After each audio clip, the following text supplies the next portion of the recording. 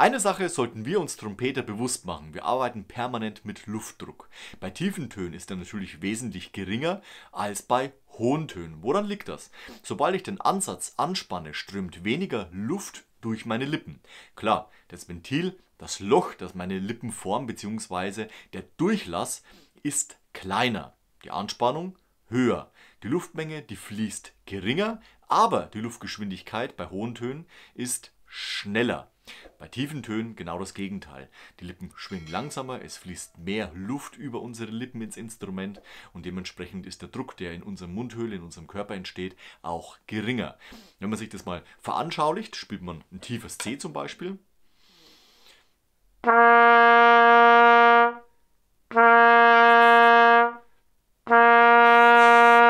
Relativ locker alles. Es fühlt sich angenehm an, also ohne, dass man wirklich ganz bewusst Druck wahrnimmt.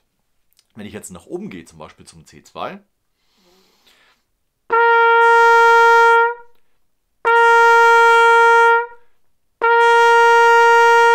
merkt man schon, der Ansatz ist stärker angespannt und der Druck im Körper etwas höher. Nicht viel, aber etwas. Wenn ich jetzt also zum Beispiel die Tonleiter spiele von C1 auf C2, nimmt also der Druck zu, weil mein Ansatz anspannt. Ich löse das Problem nicht, dass ich mehr Luft ins Instrument reingebe, sondern der Ansatz formt sich für die richtige Frequenz, eben von C2 in dem Fall, und lockert sich etwas, wenn es nach unten geht.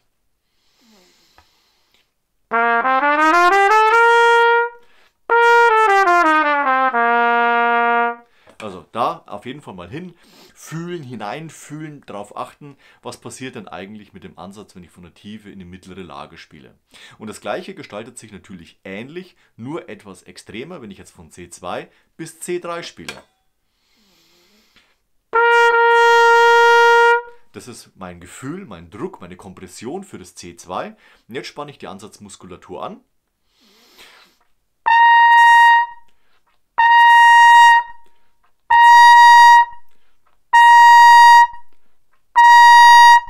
Und dann ist auch dieses C3, wenn ich das ein paar Mal hintereinander spiele, nicht anstrengend. Ganz im Gegenteil, wenn ich jetzt richtig brutal die Luft drauf schieße, dann arbeite ich ja immer gegen meine Muskulatur. Die muss ja standhalten, wenn von hinten eine extreme Menge an Luft kommt. Vorne muss angespannt werden, weil ansonsten geht natürlich links, rechts, oben, unten die Luft vorm Instrument verloren. Das heißt, ich muss natürlich versuchen, die Luft muss ja ins Instrument dicht zu halten, dementsprechend muss ich stark anspannen.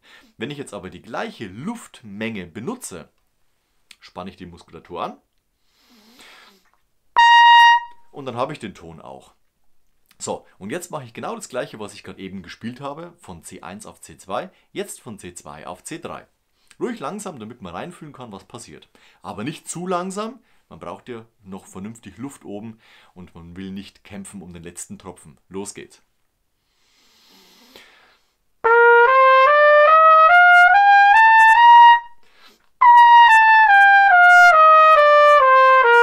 Und durchgängig.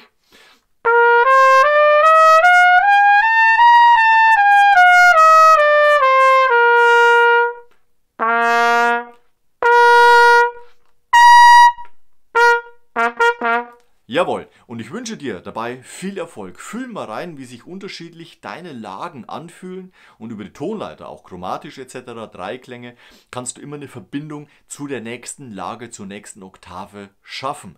Und ohne, dass du permanent über die Grenzen deiner körperlichen Kraft drüber arbeitest, das heißt letztendlich gegen dich selbst arbeitest. Probier's mal aus und schreib in die Kommentare, welche Erfahrungen du mit Kompression bzw. welche Beobachtungen du bei dir angestellt hast. Ansonsten gerne noch ein Like und Abo da lassen. Wir sehen uns nächste Woche zu einem neuen Video rund ums Trompete spielen. Bis dahin, ciao, euer Nico.